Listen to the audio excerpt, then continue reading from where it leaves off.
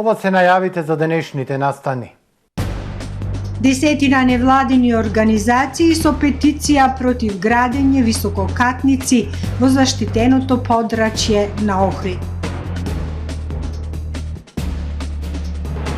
Презентиран планот за стартап центар во Охрид, касарна хаб. Вртоглаво растат цените на становите на Охридското крајбрежје и во Охрид. Има задоволителни количини храна и нафтени деривати во стоковите резерви, смируваат од влада. Комисијата за заразни болести препорачува укинување на сертификатите за влез во трговските центри. Дневникот вообичаено започнува повременската прогноза. Останете со нас.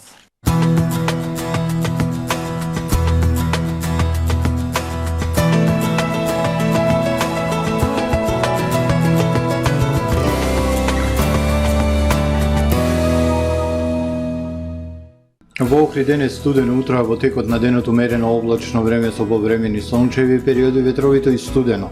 Измерени беа максимални 4 степени Целзиусови. Во текот на ноќта кон четврток ќе биде ведро со локална облачност и студено. Во четврток над европскиот континент стабилно. Времето со зголемена облачност и релативно топло за овој период од годината. На крајниот запад и југоисток од Европа нестабилно со врнежи од дожд, снег и ветер. Утре на Балканскиот полуостров ќе преовладува сончево време, ќе има локална облачност, ќе биде ветровито и студено, а на крајниот исток од полуостровот големина облачност. Максималните дневни температури на Балканот во интервал од 5 до 12 степени Целзиусови. Во Македонија во четврток студено утро со утрински температури во опаѓање кои ќе условат појава на умерен мраз во интервал од минус 10 до минус 1 степен Целзиусов. Во текот на денот сончево со локална облачност. Попладне зголемување на облачноста. Максималните дневни температури во Македонија во четврток во интервал од 3 до 11 степени Целзиусови. Во Охрид во четврток студено утро со температура од минус 4, а во текот на денот претежно сончево време со локална облачност и максимална дневна температура од 6 степени Целзиусови. Во петок умерено облачно време, ќе има сончеви периоди, а доцна попладне и вечерта слаби локални врнежи од дожд и снег. Минималната минус 3, дневната 7. Во сабота и недела облачно време со врнежи од дожд, снег и ниски температури. Минималната минус 1, дневната 5 степени Целзиусови.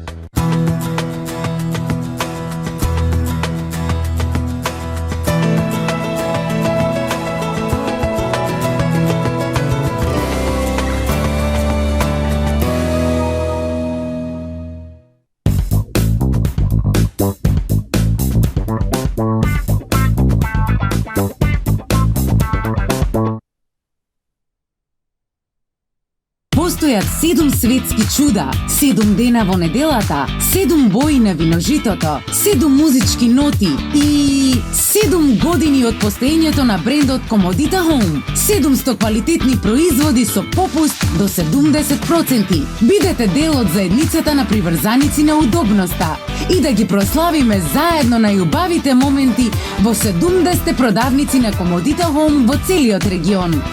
Комодита Home. Ги прославуваме најубавите моменти од изминатите 7 години. Добре дојдовте во светот на Кармен Бау Центар.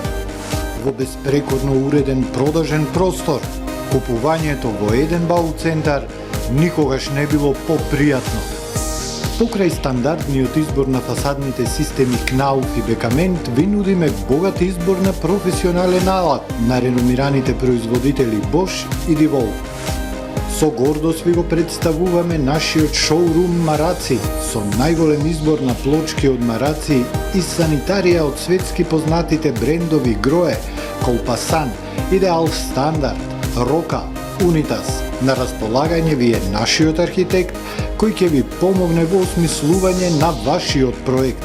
Располагаме со најбогатата палета на ламинат во државава. Одберете од 100 различни дизајни на Свис Кроно. Кармен Бау Центар на улица Железничка. Супер акција во Миса Маркети. Дуел 1,9 литри, 155 денари. Шампон Глис 400 мл 159 денари.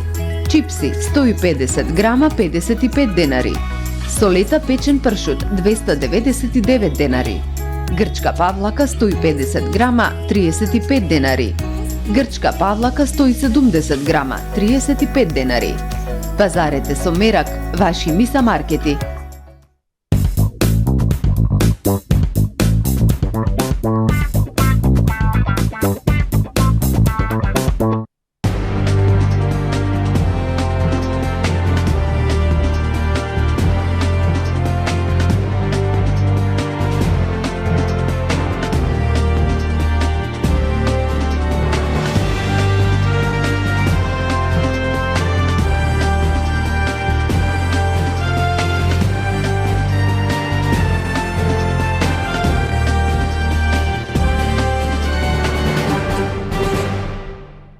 Добар ден, прво издание на Дневникот на ТВМ телевизија.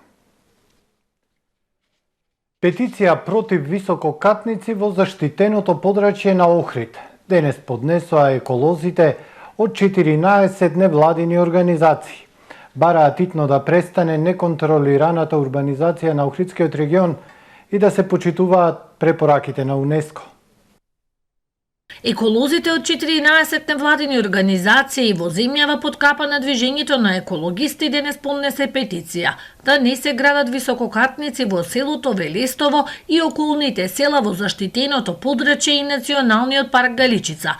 Иницијативата доаѓа од жителите на селото Велестово, каде како што велат, последниве години забележителен е бројот на дивоградби и висококатници. Екологистите бараат да престане урбанизацијата во заштитеното подрачје на градот и да се почитуваат препораките на УНЕСКО. Бараме да се почитуваат прописите пропишани со препораките од УНЕСКО, значи да нема високи градби, односно 50% од купната површина на земјиштето и да нема градби повисоки од 5+1 во село Велестово. Имаме барање за Велестово, меѓутоа имат и во да кажам, понатака во ова ќе имаме искази од други лица кои што ќе имат петиција и за град и околината на градот. Поради поедини моќници кои изминативе 20 години градат високи згради, во Велестово е нарушен автентичниот лик. Воедно неконтролираната урбанизација доведе до недостаток на вода во селото.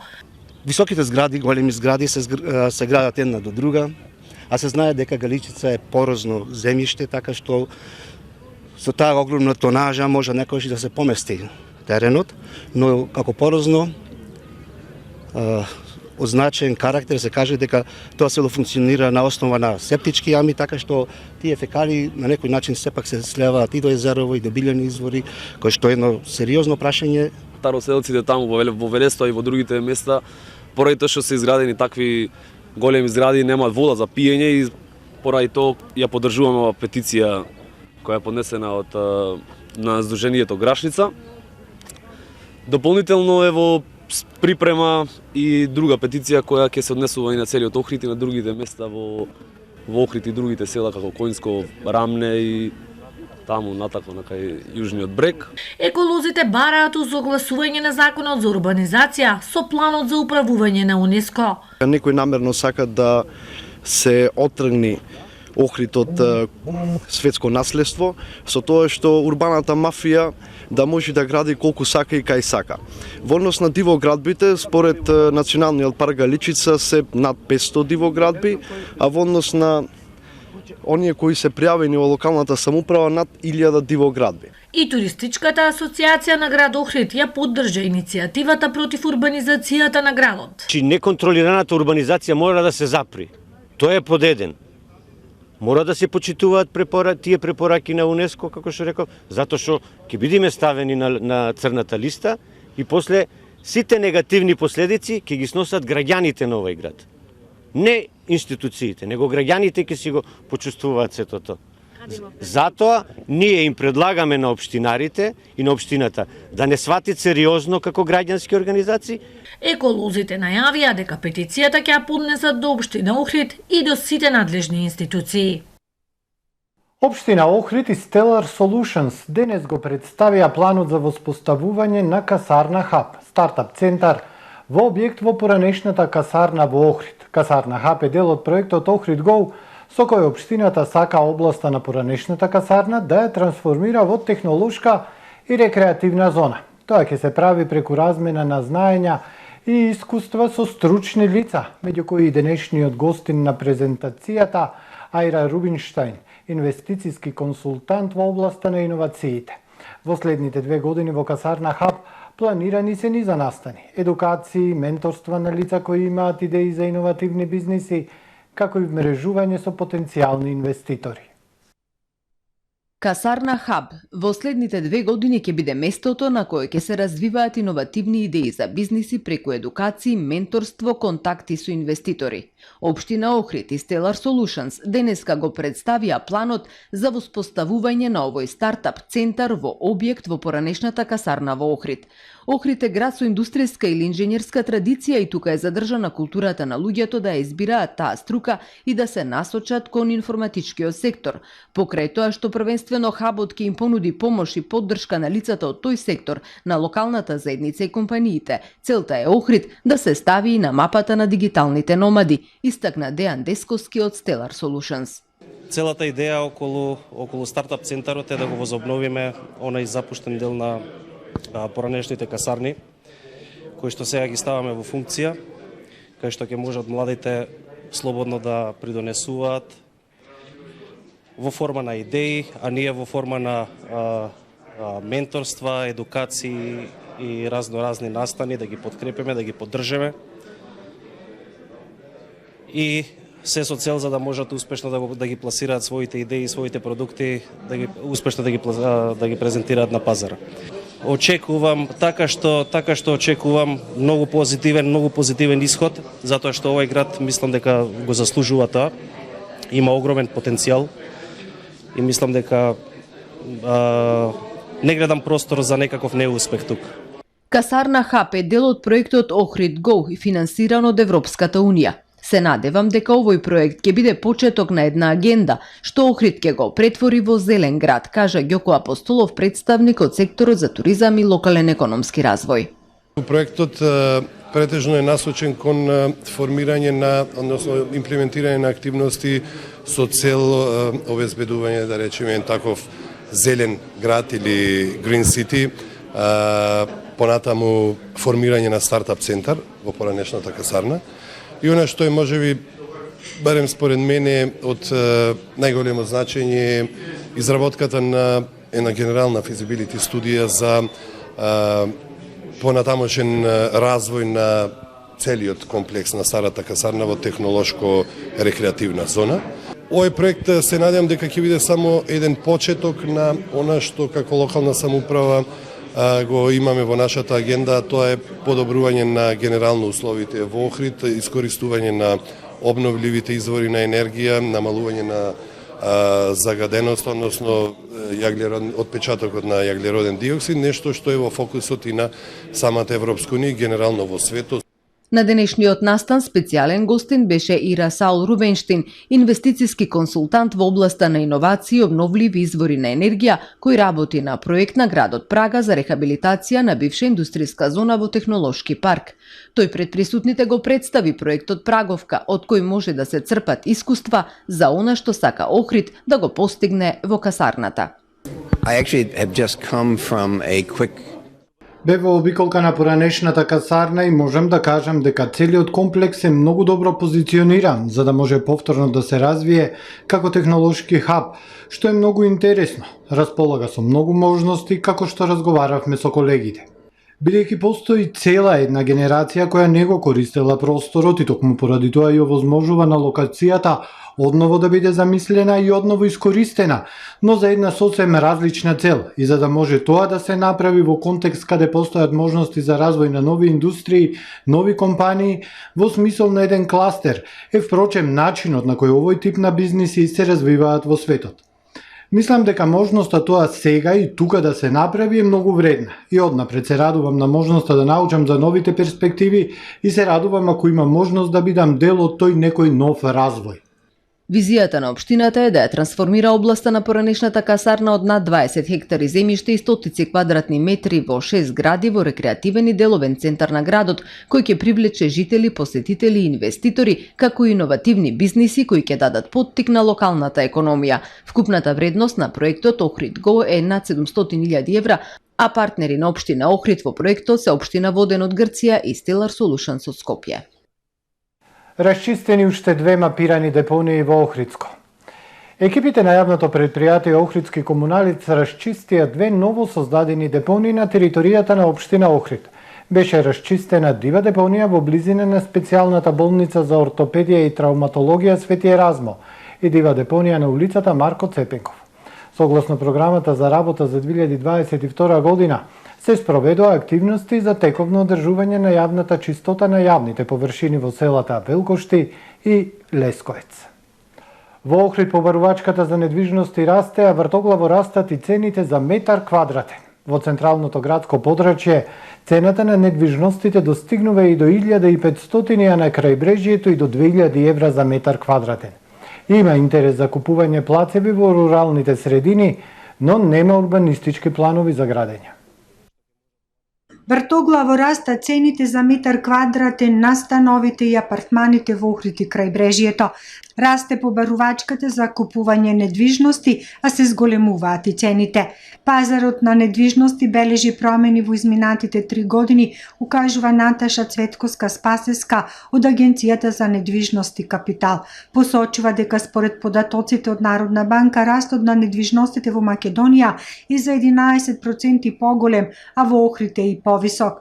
Покрај влијанието на економскиот фактор, како што се понудата и побарувачката врз големување на цената за метар квадратен, се рефлектираат и други фактори, меѓу кои инфлацијата и порастот на цените на градежните материјали. Според нашата статистика, според податоците со кои што ние располагаме, во последните 3 години растот на цените кумулативно изнесува од 20 до 30%.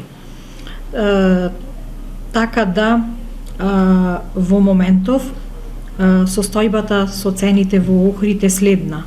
Во централното градско подрачје цените се движат од 1200 до 1500 евра по метар квадратен, дури и повеќе за некои полуксузни понуди.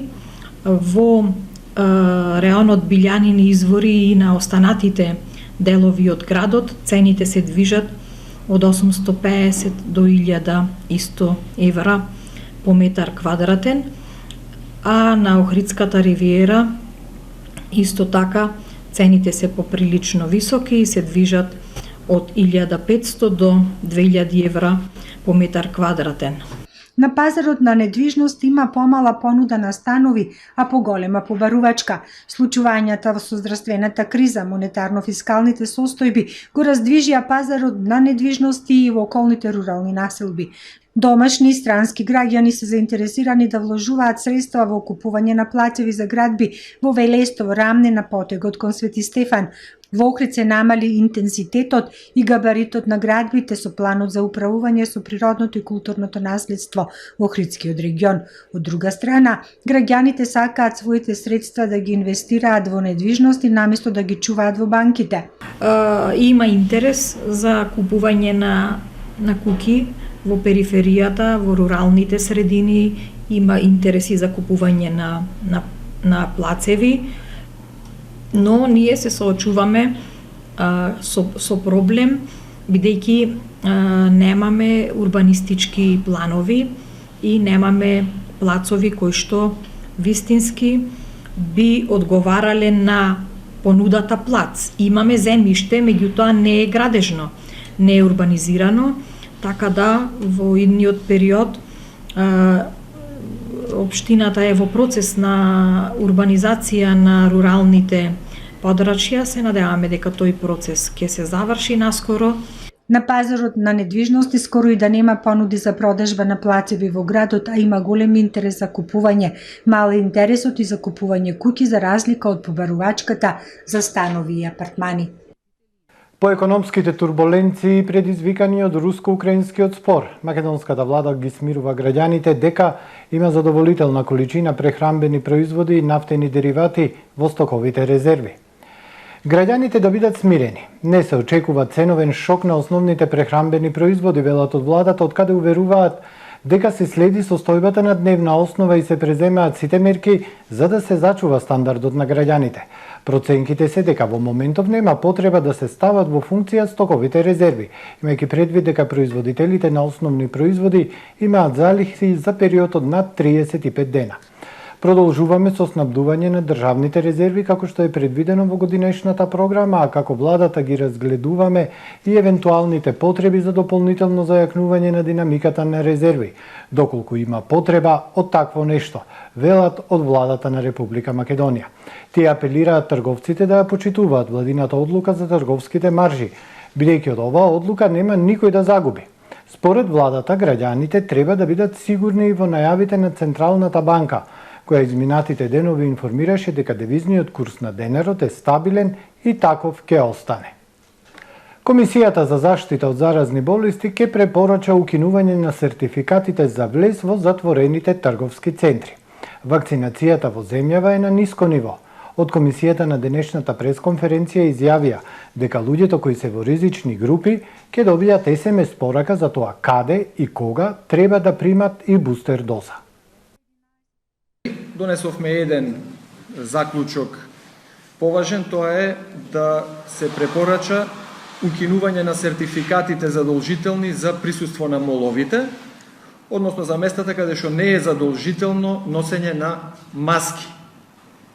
Ова е еден чекор во насока на олеснување на рестриктивните мерки, но секако за следниот развој ќе бидеме многу внимателни, бидејќи не сакаме со нагло отфрлање на сите заштитни рестриктивни мерки да постигнеме неочекувани резултати. Дискутираме, се разбира, на многу теми и исто така дискутираме и како би можеле полесно и побрзо да стигнеме до комплетно ослободување од рестриктивните мерки. Еден од битните процеси во насока на релаксирање на мерките, односно на што ќе ни даде основа да ги релаксираме мерките, пред се е процесот на вакцинација, нешто што кај нас за жал е на многу ниско ниво, 41% е вакцинацијата, целосна вакцинација на целокупното население и во таа насока проблемите кои што се детектирани како такви од страна на Комисијата за заразни болести преку Министерството за здравство резултираа во една сериозна кампања која што започнува практично од денес и таа кампања подразбира закажување на термини за сите оние граѓани кои што имаат нецелосна вакцинација или не примиле бустер доза, а спаѓаат во ризичните групи. Ризичните групи, да појасниме, се оние групи на граѓани кои што се на возраст над 65 години и имаат коморбидитети или оние кои што се помлади од 65 години и имаат поголем број на коморбидитети. Кај овие граѓани ќе стигне SMS порака која што ќе ги извести за тоа дека треба во точно одреден термин да го посетат точно одредениот пункт за вакцинација каде што ќе можат да бидат вакцинирани. Во продолжение вестите од светот. Рускиот министер за надворешни работи Сергеј Лавров денеска изјави дека Третата светска војна ќе вклучи нуклеарно оружје и ќе биде деструктивна и дека Русија нема да дозволи Украина да добие нуклеарно оружје.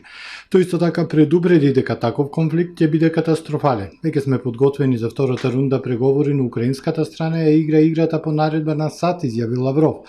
Руската делегација ќе пристигне во попладневните часови на местото каде треба да се одржи нова рунда преговори со представниците на Украина и ќе биде подготвена да ги продолжи разговорите вечерва, изјави портпаролот на Кремљ Дмитри Песков. Тој одби да прецизира на која локација ќе се одржи настанот. Невооружените жители на Енерходар, град во југоисточна Украина, го блокираат влезот во градот од руските војници, вели градоначалникот Дмитрий Орлов.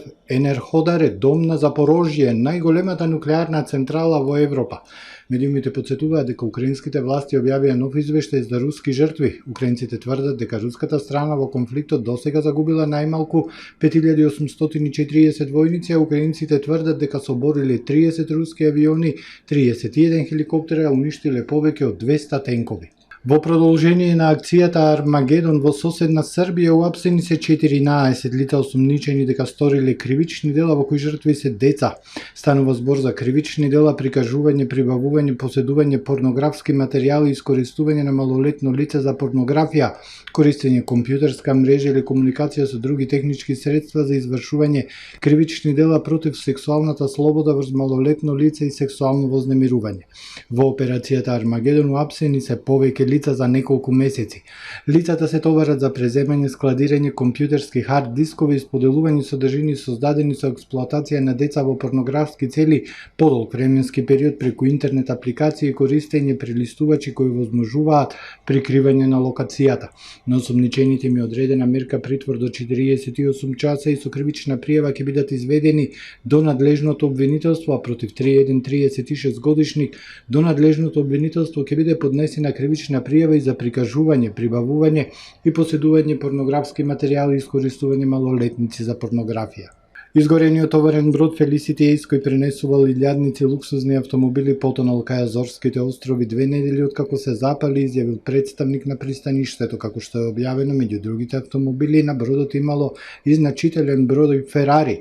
Бродот превезувал 4000 возила произведени од Volkswagen од Германија до САД. Пожарот избувнал на 16 февруари, а 22 члени од екипаж беше евакуиран веќе истиот ден. Засега нема истекување на нафта, но се стравува дека резервоарите со гориво може да бидат оштетени бидејќи бродот лежи на дното на Атлантикот на длабочина поголема од 3,5 километри. Ова е се во првиот дневник на ТВМ. Ви благодарам што не следевте. Пријатно.